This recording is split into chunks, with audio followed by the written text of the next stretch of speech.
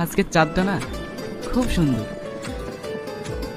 চাঁদ সবসময় সুন্দরই হয়, আমরা সেটা সময়ই ঠিক করে দেয়। আপনার নামটা জানতে পারি? চাঁদনি।